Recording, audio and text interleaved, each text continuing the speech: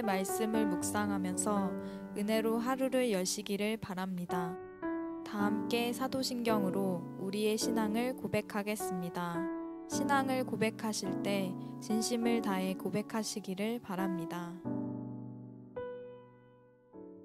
전능하사 천지를 만드신 하나님 아버지를 내가 믿사오며 그 외아들 우리 주 예수 그리스도를 믿사오니 이는 성령으로 잉태하사 동정녀 마리아에게 나시고 본디오 빌라도에게 고난을 받으사 십자가에 못 박혀 죽으시고 장사한 지 사흘 만에 죽은 자 가운데서 다시 살아나시며 하늘에 오르사 전능하신 하나님 우편에 앉아 계시다가 저리로서 산자와 죽은 자를 심판하러 오시리라. 성령을 믿사오며 거룩한 공회와 성도가 서로 교통하는 것과 죄를 사하여 주시는 것과 몸이 다시 사는 것과 영원히 사는 것을 믿사옵나이다. 아멘.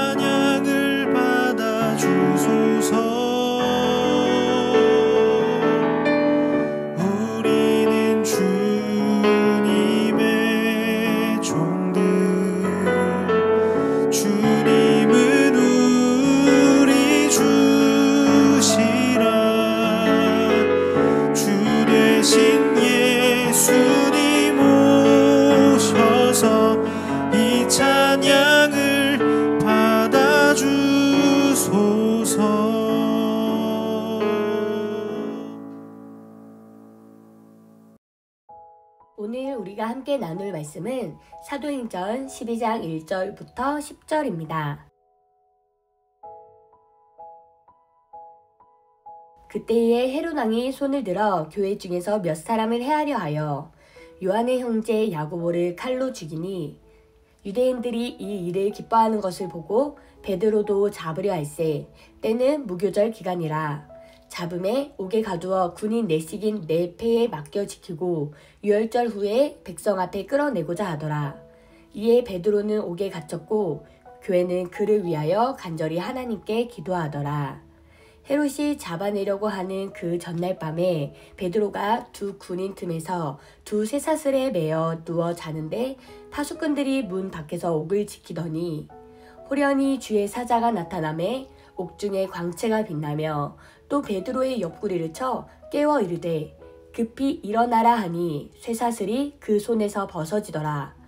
천사가 이르되 띠를 띠고 신을 신으라 하거늘 베드로가 그대로 하니 천사가 또 이르되 겉옷을 입고 따라오라 한대 베드로가 나와서 따라갈새 천사가 하는 것이 생시인 줄 알지 못하고 환상을 보는가 하니라. 이에 첫째와 둘째 파수를 지나 시내로 통한 쇠문에 이르니 문이 저절로 열리는지라. 나와서 한 거리를 지나매 천사가 곧 떠나더라. 아멘. 반갑습니다. 오늘은 조금 특별한 옷을 입고 말씀을 나누려고 합니다. 나이키입니다. 사실 이 옷을 후원받아서 이 옷을 입고 한번 아침 경건회를 찍기로 그분과 약속을 했기 때문에 이 옷을 보시는 분들도 어색하겠지만 입은 제가 더 어색하죠. 자, 오늘 아무튼 사도행전 12장 1절부터 10절을 중심으로 사명이라는 주제로 함께 말씀을 나누겠습니다. 헤로드 왕이 예수님의 제자 중에 한 사람인 야고보를 칼로 쳐서 죽입니다. 그렇게 야고보는 예수님의 12제자 중에서 첫 번째 순교자가 됩니다. 야고보를 죽이는 것을 본 수많은 유대인들이 너무나 좋아했습니다. 그래서 헤롯이 갑자기 텐션이 막 올라갔습니다. 그래서 그래?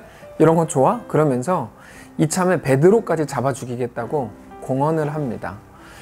그 기간이 무교절 기간이었기 때문에 베드로를 먼저 잡아두고 행사용으로 베드로 처형식을 진행할 계획을 세운 것으로 보입니다. 그게 아마 내일이었을 겁니다. 그러니까 우리의 내일이 아니라 본문에서의 내일이죠. 그렇게 베드로를 잡아서 감옥에 가두었고 행사에 차질이 생기면 안 되기 때문에 베드로를 쇠사슬로 꽁꽁 묶어두고 4명씩 4개조를 편성해서 사교대로 6시간씩 지키게 합니다. 그러니까 2명은 베드로 옆에서 지켰고 2명은 감옥 문 밖에서 지키는 그런 방식입니다. 이런 방식은 중죄인들에게 흔하지는 않게 그러나 가끔 사용했던 방식으로 알려져 있습니다. 근데 그날 밤에 어떤 일이 일어납니까? 우리가 잘 아는 것처럼 하나님께서 베드로를 놀라운 방식으로 이끄셔서 감옥에서 나오게 하시더라는 것입니다. 6절부터 9절인데 우리 한 목소리로 읽겠습니다. 시작. 헤롯이 잡아내려고 하는 그 전날 밤에 베드로가 그 2 군인 틈에서 2 쇠사슬에 매어 누워 자는데 파수꾼들이 문 밖에서 옥을 지키더니 호련히 주의 사자가 나타나매 옥중에 광채가 빛나며 또 베드로의 옆구리를 쳐 깨워 이르되 급히 일어나라 하니 쇠사슬이 그 손에서 벗어지더라. 천사가 이르되 띠를 띠고 신을 신으라 하거늘 베드로가 그대로 하니 천사가 또 이르되 겉옷을 입고 따라오라 한대 베드로가 나와서 따라갈새 천사가 하는 것이 생시인 줄 알지 못하고 환상을 보는가 하니라. 그러니까 베드로는 자기도 꿈꾸고 있다고 생각할 만큼 이게 완전히 신비한 과정이었습니다. 오늘 본문이 이제 여기까지의 내용인데 오늘 우리의 질문은 이것입니다. 왜 야고보는 죽게 놔두더니 베드로는 왜 살려줍니까? 이게 이제 우리 질문이죠. 우리 안에도 억울함이라는 게 자주 발동되기 때문입니다. 야고보와 베드로는 같은 날 같은 곳에서 예수님의 제자로 부르심을 받은 사람입니다. 그들은 예수님을 같이 따라다녔고 물론 베드로의 이름이 더 많이 나오긴 하지만 그들은 모두 예수님의 사랑받는 제자들이었고 예수님을 사랑하는 제자들이었습니다. 근데 왜 야고보는 죽게 놔두고 베드로만 살렸냐는 거죠. 정답을 말씀드리면 모른다 합니다. 모른다. 우리는 하나님의 뜻을 알 수 없습니다. 다만 우리가 아는 하나님의 뜻이 있죠. 우리는 하나님의 뜻을 모르지만 하나님의 뜻을 알아요. 무슨 말인가 하면 하나님은 우리에게 대한 완전한 계획을 가지고 계시고 그렇게 빚어가고 계시다는 사실입니다. 그럼에도 우리의 머릿속에는 항상 그 질문이 떠나지를 않아요. 왜 베드로는 저렇게 해주고 야고보만 저렇게 죽입니까? 지금 차별합니까? 이런 식입니다. 왜 그 사람은 돈도 잘 벌고 자식도 잘 되는 것 같은데 왜 나만 이렇게 힘든 일이 반복되게 놔둡니까? 이런 거죠.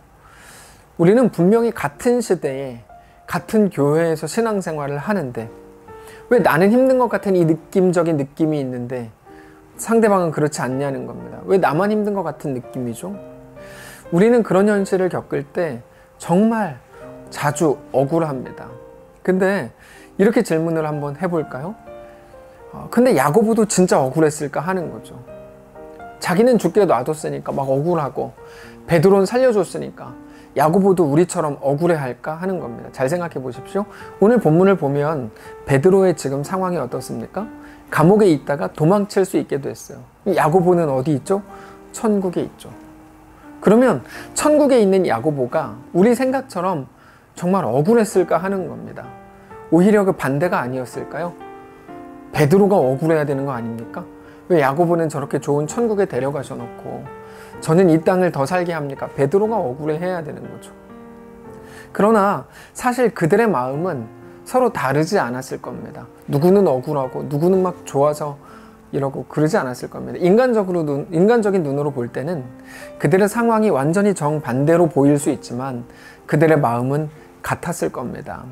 베드로는 풀려난 것 때문에 자랑할 것도 없었고 야고보도 죽은 것 때문에 억울해할 것도 없었다는 거죠. 둘 다 영광스러웠고 둘 다 평안했습니다. 그 둘은 각자에게 맡겨진 자기 자신의 신앙 현실을 살아가고 있다는 측면에서 완전히 너무나 똑같은 것이고 오늘 자기에게 임한 하나님의 은혜 때문에 감격하고 있었을 거라는 측면에서도 완전히 똑같았을 겁니다. 어제 수요 예배 때 나누었던 말씀을 기억하실 겁니다. 우리에게 배역이 맡겨졌다. 그 배역은 하나님의 이끄심인데 우리가 결정하지 않는다는 내용이죠. 특별히 야고보는 천국에 갔으니까 평안했던 것이 확실하고 베드로는 어땠을까요? 베드로는 하나님의 은혜로 오늘 풀려나긴 하지만 사실 감옥 안에 있을 때는 풀려날 거라는 것을 전혀 알지 못했습니다. 그러니까 베드로의 머릿속에는 이제 내일이면 처형을 당하는 거죠. 근데 내일 처형당하는 사람이 지금 감옥에서 무엇을 하고 있습니까? 잠을 자고 있습니다. 잠을. 어떻게 내일 죽을 사형수가 오늘 잠을 잘 수가 있습니까? 성경에서는 여러분 이 잠을 잔다는 표현은 굉장한 표현입니다. 이거는 평안을 보여주는 아주 중요한 표현입니다. 그래서 우리 교회에도 어떤 형제가 좋아할 수밖에 없는 성경 구절이 있습니다. 시편 127편 2절인데요. 우리 함께 읽겠습니다. 시작.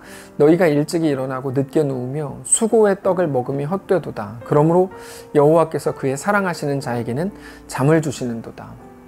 이 문제는 이제 그분이 자꾸 예배 시간에 잔다는 게 문제인데 어쨌든 그렇죠.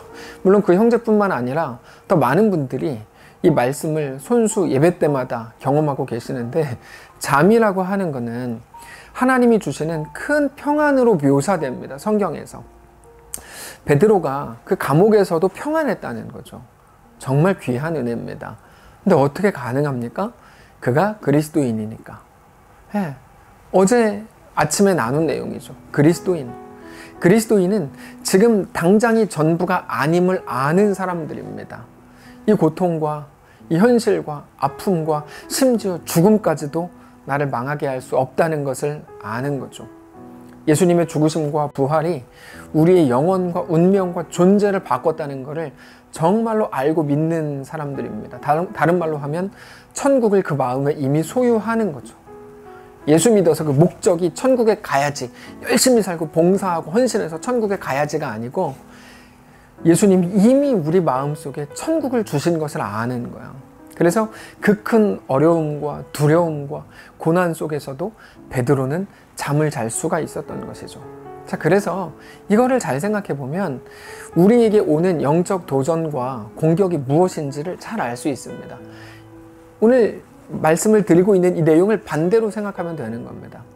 우리는 오늘 일어난 일 때문에 불평할 게 아니라 아무 일도 일어나지 않은 것 때문에 오히려 긴장해야 되는 거죠. C.S. 루이스가 쓴 책이 하나 있습니다. 얇은 책인데 작은 책입니다. 얇은 책은 아니고 작은 책입니다. 스크루테이프라는 편지인데 이 책을 보면 사탄 회의 때 대장 사탄이 이렇게 말합니다. 눈치채지 못하게 해야 된다. 눈치채지 못하게 그들의 신앙을 서서히 빼앗아야 된다. 이런 말을 합니다. 아무 일도 일어나지 않게 하는 방식으로 그리스도인들을 공격하라는 거죠. 그리스도인들이 아무런 고난도 겪지 않게 해야 된다는 겁니다. 그래야 서서히 이 세상의 삶에 푹 빠져가지고 영원이라는 것은 생각하지도 못하고 알지도 못하는 사람들로 적당히 살다가 지옥에 가게 될 것이기 때문이다. 그 내용입니다. 지금 시대가 정확히 그렇습니다. 많은 성도들은 눈치채지 못하게 자기도 모르는 사이에 서서히 영적으로 죽어가고 있습니다. 이 땅에서 더 잘 먹고 더 부자 되는 게 굉장히 중요한 목적이 되어 자기들도 알지 못하는 사이에 그렇게 죽어가고 있습니다. 편안함과 잘됨이라는 올무에 빠져서 자기들도 모르는 사이에 생명으로부터 떨어져 나가고 있습니다. 그냥 주일날 놀러 가는 건 너무 쉬워졌고요. 어차피 유튜브로 예배하니까 이거 어디서도 예배할 수 있다. 이런 마음들이 너무 강해졌어요. 사탄의 전략이 성공하고 있는 것처럼 보이는 현실입니다. 그러다가 코로나를 만났습니다. 저는 이제 사탄이 패배하기 시작할 거라고 저는 믿습니다. 그리스도인들이 정신을 차리기 시작할 거라고 기대합니다. 초대교회를 살린 것은 로마의 박해였던 것처럼 오늘 우리를 살리는 것이 코로나가 되어야 한다고 믿고 코로나로 인하여 우리가 살아나야 한다고 확신합니다. 그래서 지금 지치고 고난의 길을 걷고 있는 모든 분들이 계시다면 그것은 하나님이 당신을 붙드셔서 가장 선하고 아름답고 완전한 길로 이끌고 있다고 하는 가장 강력한 사인인 것을 믿으시기 바랍니다. 어제 수요 예배 때 가장 강력하게 말씀드렸던 한 문장, 우리가 겪고 있는 모든 고난과 눈물과 탄식과 아픔이야말로 가장 위대한 길이라고 말씀을 드렸죠. 하나님은 사랑하는 자를 그냥 두지 않으십니다. 어떻게 하시죠? 학교를 보내십니다. 그렇게 가르치고 키우시고 세우실 작정입니다. 그 코스가 우리에게는 만만치 않습니다. 그러나 우리는 거기서 자라게 될 거고 놀랍게 세워지게 될 겁니다. 고난으로 인해서 하나님께 더 가까이 나아가고 더욱더 하나님을 붙들게 될 겁니다. 야고보는 순교했지만 베드로는 하나님께서 베드로의 죽음의 위기에서 건지셨다는 것을 생각하면서 서로 다른 그들의 상황이 불평이거나 원망일 수 없다는 것을 기억해야 합니다. 물론 우리가 원하고 바라는 상황이 각자에게 다 있을 겁니다. 그러나 우리의 신앙 현실이라고 하는 것은 모두가 같을 수가 없습니다. 누구도 부모를 선택해서 태어난 사람이 없듯이 우리에게 주어진 신앙 현실, 우리가 살아가야 할, 살아내야 할 신앙의 현장이라고 하는 것도 우리가 결정할 수 없는 것은 매 한 가지입니다. 그것은 하나님께서 우리의 모든 마음과 성향과 상태를 아시기 때문에 하나님께서 우리에게 주시는 현장입니다. 신앙 현실입니다. 하나님의 우리에게 대한 이끄심이고 하나님의 부르심입니다. 그게 야고보와 베드로 사이에서 고민하고 있는 우리를 향한 하나님의 대답입니다. 그런데 이 부분에 대해서 바울은 아주 중요한 한 가지를 말합니다. 빌립보서 1장에서 이렇게 말합니다. 나는 죽기를 원한다. 그것도 하루라도 빨리 죽기를 원한다. 왜요? 죽으면 바로 하나님께 가니까요. 야고보처럼 죽기를 원하는 거죠, 베드로가. 하루라도 빨리 하나님께 가서 하나님의 영광을 보고 하나님과 영원히 함께 살고 싶은 겁니다. 그러나 주님, 그러므로 나를 빨리 죽여주십시오. 이렇게 말하지 않고 오히려 반대로 말합니다. 빌립보서 1장 22절부터 24절 한 목소리로 읽겠습니다. 시작. 그러나 만일 육신으로 사는 것이 이것이 내일의 열매일진데 무엇을 택해야 하는지 나는 알지 못하노라. 내가 그 둘 사이에 끼었으니 차라리 세상을 떠나서 그리스도와 함께 있는 것이 훨씬 좋은 일이라. 그렇게 하고 싶으나 내가 육신으로 있는 것이 너희를 위하여 더 유익하리라. 이렇게 말하죠. 여기 재밌는 표현이 나와요. 오늘 죽는 게 복이지만 살아있다면 자기가 살아있는 이유를 어디에서 찾습니까? 너희에서 찾죠. 너희에서. 여러분, 이거 오해 많이 하시는 본문인데 잘 들으셔야 됩니다.